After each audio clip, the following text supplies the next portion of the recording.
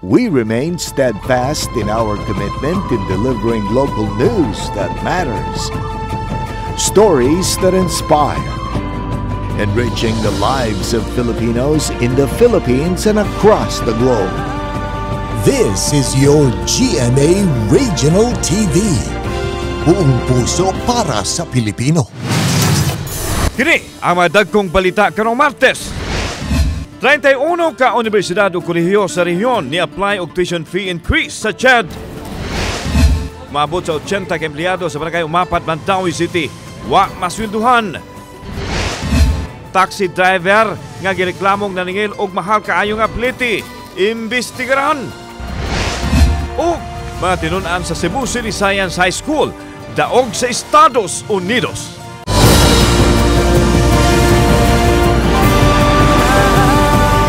Kini ang GMA Regional TV Balitang Bisdak.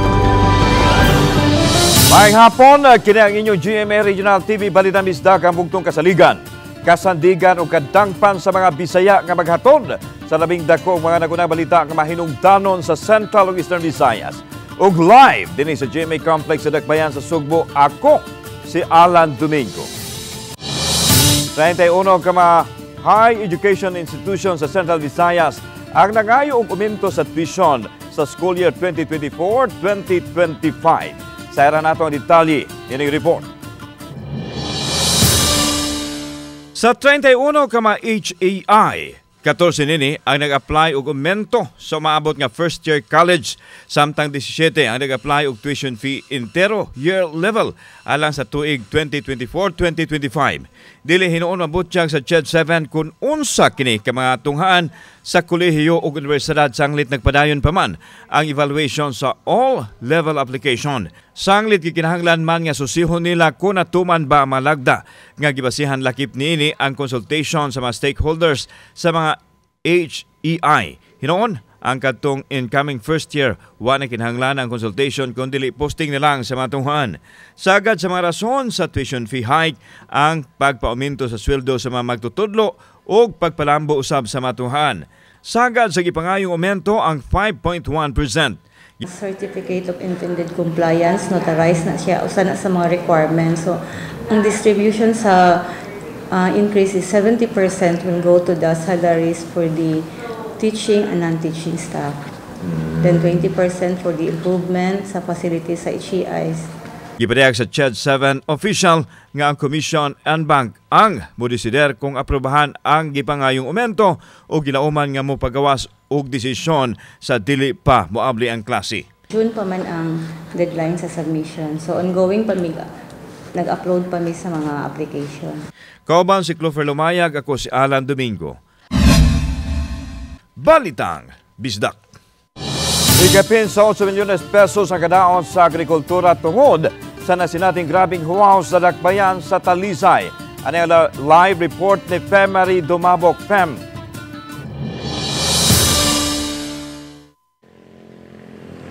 Lanang maong kantidad sa kadaot sa agrikultura sa Dakbayan sa Talisay ang natala sugod ditong Enero hangtod sa Abril ning tuiga.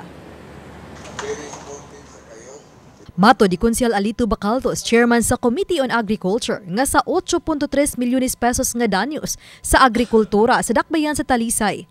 2.6 milyones pesos niini kadaot sa upland vegetables. Samtang 973,000 pesos usab ang kadaot sa lowland vegetables. 1.1 milyones pesos usab ang kadaot sa mga spices.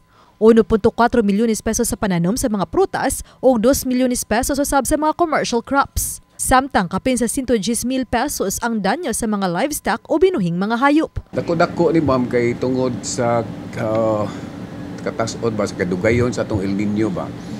Where in fact naam galit atoy guys god gali mi og kanang cloud seeding para pagtabang para lang kanabang artificial lang nga uwan kay ang ato asang water supply karon ang iyahang level ubos na sa kayo. Hinuon gipaybaw ni Bernard Quijano, Talisay City agriculturist, nga nakapangitag alternatibong pamaagi aron makapadayon sa panginabuhian. Dakong tabang usab nga gihimo sila nga asosasyon. Ang Talisay City ang adunay 12 ka mga asosasyon sa mga mag-uuma. Maminaw pa na sila sa pag-asa mo nang nakapangandam po ng uban nga wala gid sila mohagad og tanom kay wala gid kay tubig tungod ining El Niño. Pipila sa alternatibong pamaagi mao ang hydroponics farming.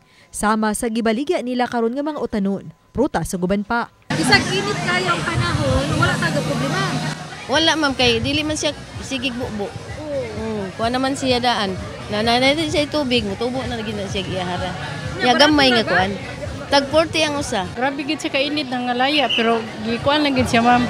Bubuan lang tubig para dili kay siya mapiktuhan ba makabunga gihapon. Gilusad usab sa dakbayan ang Agri-Fishery Trade Fair kon Farmer and Fisher Folks Week aron pagdasig sa mga mag-uuma og mananagat sa pagkat-on sa modernong pamaagi sa pananom ug pagpamuhi og isda. Sa mga ani sa 31 ka mga kahugpungan sa mananagat o mag-uuma, nakabaligya sila og mas ubos nga presyo sa agri-products gikan sa 10 ngadto sa 30 pesos matag kilo. Itandi diha sa merkado. Gitunan usab sa dakbayan kun unsay matabang sa apektadong mga binuhing baka, kanding ug uban pa. Samtang nauyunan usab atol sa tigom kang Mayor Samsam Gulias, kapitan sa barangay Maghaway ug kadaguan sa Maghaway Water Service and Sanitation Cooperative kun Magwasko nga magtukod og water system alang sa napalga nila nga water source aron matubag ang kakuwangan sa supply sa tubig sa bukirang barangay. Kulang ana na nag-request pa may na og transformer para pagkuha sa kuryente aron i-pump namo na nga wheel. O niya after ana nag-request mi dire ni Mayor sa pipelines ana og riser para ana sa pump aron maka-start na og paagas. 776 household. Okay. Ever operational na. Makapuno pa na sila ma'am. Karon ang Maghaway and I'm talking to other barangays as well, nakakita sila og mga bag-o na mga asa pwede mo kuwag tubig. So karon nang request lang sila og hose o kana ihatag din nato dito sa Maghaway. Samtang gipangandaman usab sa konseho ang posibleng epekto sa La Nina sa agrikultura. So far no sa atong observation dako-dako gyud ang kadaot nga namugna ining El Niño nya. Dili sa dato isa likway ang kahigayunan labi na karon nagsingabot ang La Nina kinahanglan nga ato yung itap ang matag barangay.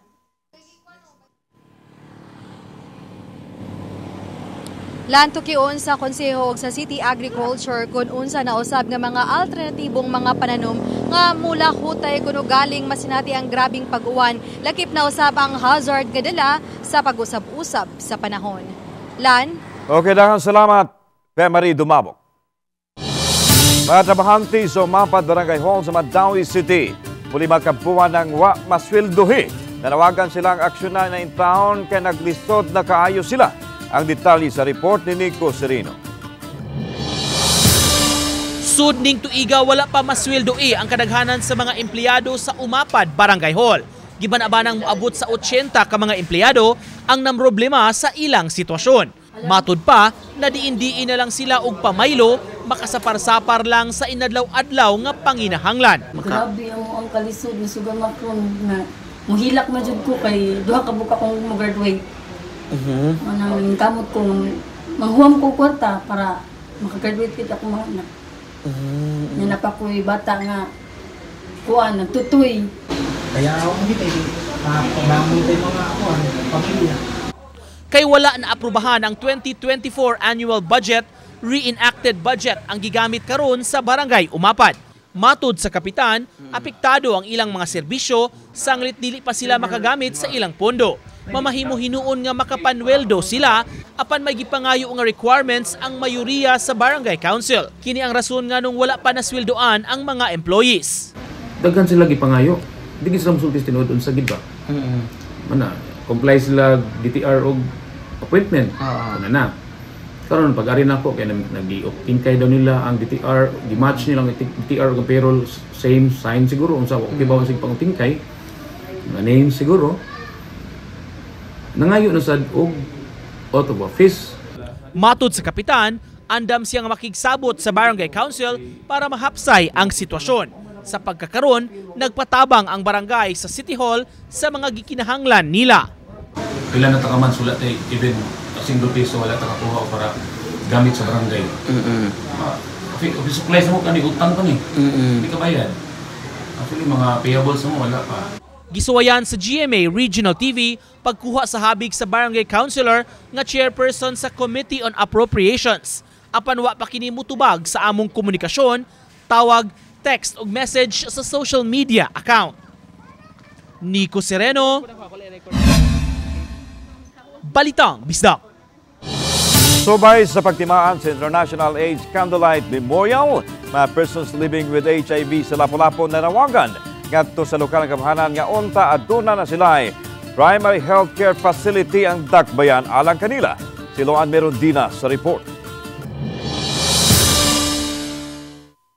Matag ikatulong Domingo sa Mayo, sa Ulugon ang International AIDS Candlelight Memorial isip paghandom sa mga mitaliwan nga mga persons living with HIV ug pagpasalamat usab sa mga healthcare workers sa ilang pag-atiman. Usa sa mihimo sa maong kalihukan, ang Lapu-Lapu City Jail Male Dormitory diin may pipila sa ilang mga PDL ang mga persons living with HIV. Ang 30 anyos nga si Venji Mendoza, kinsa kanhi PDL sa Lapu-Lapu City Jail Male Dormitory ug maoy labing unang konpermadong kaso sa HIV sa naasoing facility niadtong tuig 2018 ang namung sa maong kalihukan. Matod ni Venji, nahukman niyang magpaila aron paghatag og kadasig sa ubang mga sama niya nga may HIV nga mamahimo pa diayng malugwayan ng ilang kinabuhi kung mahatagan lang sila sa insaktong suporta. Disiplina sa kaugalingon, pag maingon ang ako ang case manager nga si Sir Dryden sa Mandawi is pag bawal yan, bawal talaga. So maminaw lang dito sa ato ang mga healthcare provider, so nya inom lang dito sa sakto nga oras sa kanang antiretroviral drug. Mas mataas pa amo ang kinabuhi basta mainom lang jud. Dugang ni Venji, ubay-ubay na sa Lapu-Lapu City ang mga persons living with HIV apan wa pay kaugalingong primary care facility ang dakbayan diin may libreng antiretroviral. Kadalasan sa mga person living with HIV kanang dili ba sila kanang wala sila trabaho, yang uban is kasagaran jud mga estudyante. So lisod pud sa among side diri sa Lapu-Lapu nga wala mi kanang treatment facility nya mato pa mi Cebu or Mandawi. Nya dili ba tanan makakuha no pamiliti. Apan gipasabot ni Dr. Neil Victor Pahugot, HIV/AIDS core team physician sa Lapu-Lapu City nga sa pagkakaron may draft ordinance na ang City Council sa Local AIDS Ordinance di nasukip niini ang paghatag og pondo alang sa primary care facility. So with that ordinance ma-establish po diha ang council, ordinance within the Lapu-Lapu unsa mga palaot na pwede itandong sa Republic Act 166, which is actually our national law with regards to HIV. So, usa po din mahisgutan na nanagit po unta sa ato ang LGU na primary care facility. Sa pagkakaron, adunay kaugalingong social hygiene clinic ang Lapu-Lapu City Health Office nga gitawag nila og balay matinabangon apan tungod kay nahimutang gini haduol sa entrance sa Lapu-Lapu City Health Office di malikayan sa uban nga magpanuko nga mopahimo sa mga serbisyo nga ilang gitanyag kay bantang man ang pwesto niini sa tanan nga mosulod og gawas sa City Health Office. Kini usab ang usa sa gipangitaan nila karon og paagi aron sa pagbalhin niini sa luyong bahin sa Lapu-Lapu City Health Office. So muna ang amuang goal is maka-transfer jud ni sa Leo.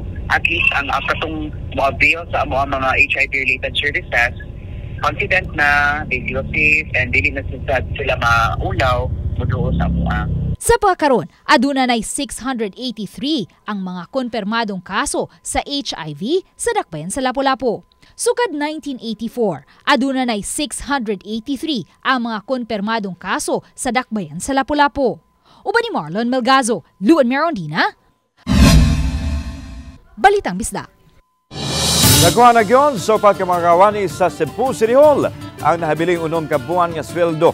Kaway hatag kanila nga mao hinungdan nga napahamtangan og preventive suspension sa Cebu City Mayor Mike Rama ug laing pito ka mga opisyal sa City Hall. Gibalik na usab sila silang mother unit sa Cebu City Assessor's Office diin mismo si Acting Mayor Raymond Alvin Garcia ay miperma og mituno sa iyang reinstatement sa buhatan din siya nagserbisyo sa taas nga katuigan. Base usab kini sa maduan sa Civil Service Commission, nagpasalamat og dako ang mga naasoy magkawani nga sa katapusan hingpit na nila nakuha ang napu kabuan nga swelduhan.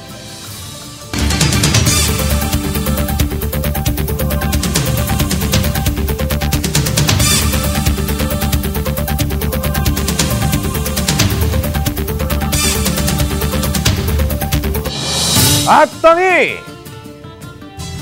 Video sa usa ka taxi driver nga giingong nag-overprice sa plitihan, imbestigaran. Mga tinunan sa Cebu City nga nagahon sa usa ka international contest atong ibida sa pagbalik sa Balitang Bisdak.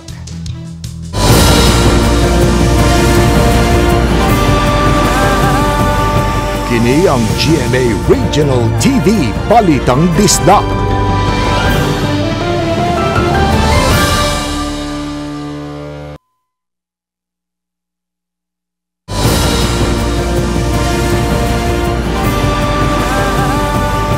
Kini ang GMA Regional TV Balitang Bisdak.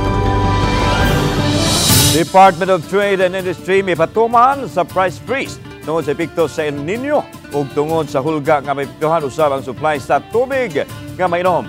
Sa social media post sa DTI Consumers Protection Group nini, gipahinumduman sa DTI ang mga business establishments sa mga dapit. Din gipatuman ang price freeze sa pagpatuman sa kamanduan sulod sa 60 ka adlaw. Yawag usab sa DTI ang mga konsumidor sa pagtaho sa mga retailer o mga manufacturer nga namarigya o mga basic necessities nga ipabilin ang kasamtangang presyo o likayan ang pagpatong o uminto nini. Ginoon pipila sa mga manufacturer may padayag sa ilang pagsanong sa panawagan sa DTI. Sa Riyon 7 na nakipang tibok lalawigan sa Negros Oriental nga gipabo sa price freeze samtang sa lalawigan Sugbo nalakip ang lungsod sa Todela ug Dakbayan sa Toledo. Taxi gireklamo sa Balikbayan vlogger nga nagpaborot sa plitihan ipadawag sa LTFRB o namiligrong masilutan. Kini ang ipabisdak mo. Kuya, dili maayo ang imuhang gibuhat kay nganong gi-start nimo og 353 ang meter nga kabalo ko nga tag 40 gyud ang starting sa meter sa taxi diri sa Cebu. Kini ang gisaysay sa pasaherong balikbayang vlogger nga si Pilipina sa Norway nga sikretong nag-record sa meter sa taxi. Siya si Leonila Duidora Goopyo, lumad nga taga Bohol, apan nakabase na sa Norway ug igo lang may bakasyon sa yuta niya natawhan. Dihang mipauli na siya, misakay siya og taxi gikan sa Pier 1 sa Dakbayan sa Sugbo padung sa Mactan Airport. Nahibong siya nga 351 pesos naman ang plug down rate nga unta 40 pesos ra. Gibungatan usab siya og 600 pesos ang mabayaran padung sa iyang destinasyon. Gipakita niya ang video nga dili usab huot ang traffic ni adtong higayuna. Tungod kay nagdali siya aron dili mabiyaan sa flight, iya na lang giluom hangtod nakaabot siya sa airport. Ang ako lang nimo kuya, tiguwang naman yun ka. Kay bawod ko na kayo hunahuna. Utroha ang imuhang pagpaningkamot. Maningkamot lagi ta kanang mangilag ta og mga tao, no? Ang kana kuya dili na hangtod-hangtod.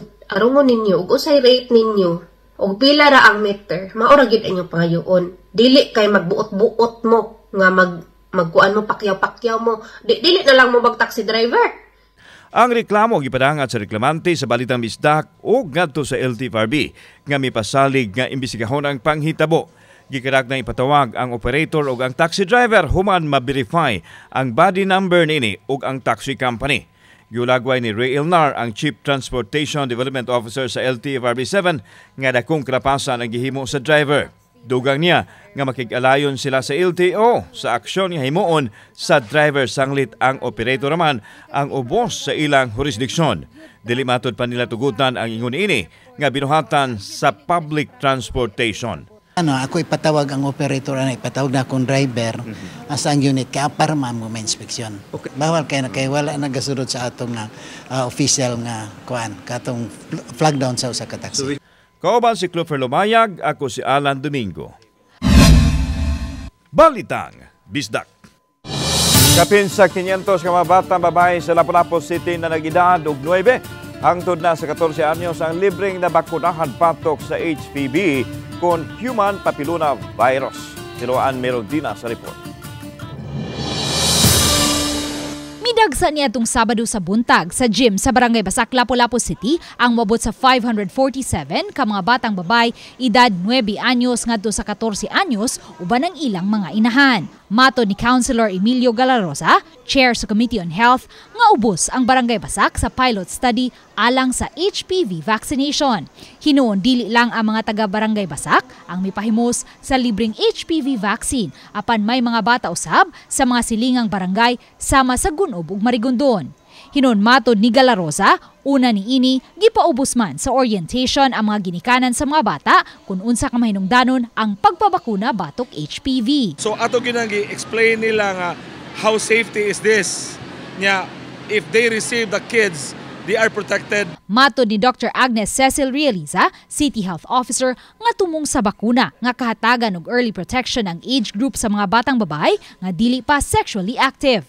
Gipanglantawan usab nga may masinati nga side effects ang pipila ka mga bata busa nagmuntar usab sila og post-vaccination area.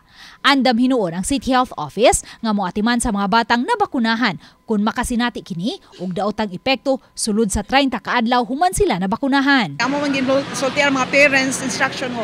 Naay sila mga motawagon lang ang amo hotline City Health Office. Dugang ni Dr. Realiza ang ikaduhang dose sa naasoing HPV vaccine ipahigayon 6 ka buwan ngadto sa usa ka tuig human sa first dose. Matag HPV vaccine mo kantidad sa 4,000 ngadto sa 8,000 pesos. Tungod niini, matod ni Dr. Galarosa, maayo kining kahigayunan nga makapahimos ni ini nga libre.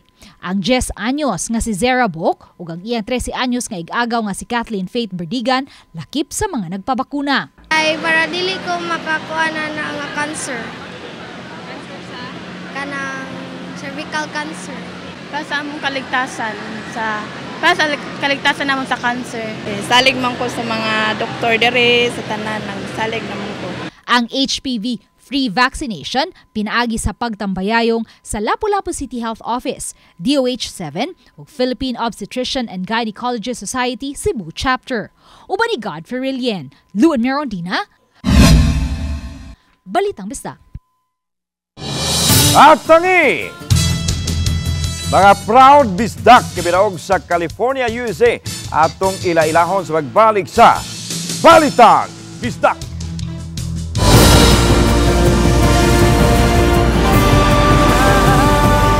Kini ang GMA Regional TV Balitang Bisdak.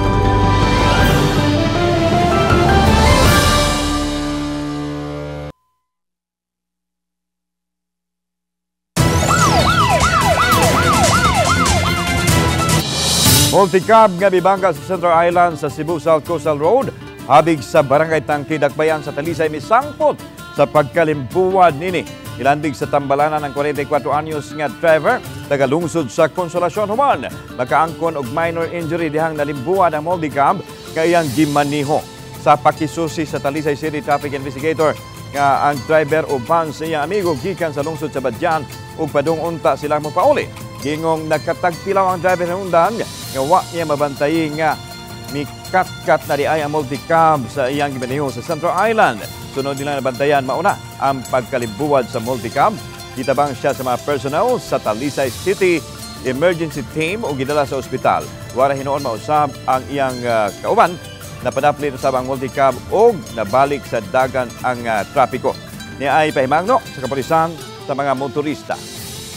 Sa mga motorista, dapat kung katugon sila, mo padaplin sila niya, munap lang sila for a while para ma-refresh ang ilang sa kondisyon sa ilang mata niya, para ma-avoid na to ang aksidente.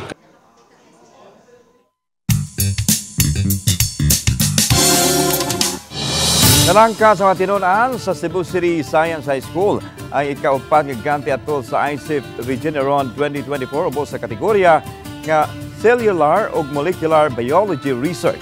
Personal ang gidawat sa tulo ka mga tinunan uban ang ilang coach niadtong Sabado, Mayo 18 sa California sa Estados Unidos.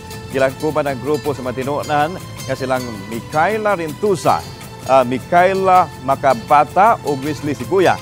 Ang ilang pagtuon kabahin sa in silico and in vitro evaluation of embryogenesis inhibition activity of ethanolic extract of chico bark against gastrointestinal estrogenal eggs. Ang nakadapit sa atensyon sa mga hurado gawa sa Cebu City Science High School like 11 pa ka mga eskwelahan ang ipadala sa nasong kompetisyon sama sa City of Bugu Senior High School ug Mandawi City Science High School tinguha sa maong kompetisyon nga mapadambo ug makakaplag og bag-ong tambal sa kalibutan sa siyensya.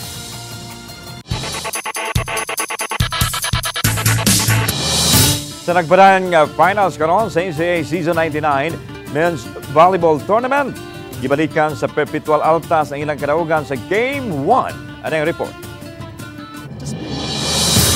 Tapos sa 3-time defending champions Perpetual Altas ang elimination round nga wala makasuway og kapildihan. Mo'y hinungdan nga daghan ang nakurat human sila mapildi sa first set sa Game 1 batok sa EAC Generals. Medyo naglaps kami talaga and siguro nandun yung sobrang kampante ang team ko.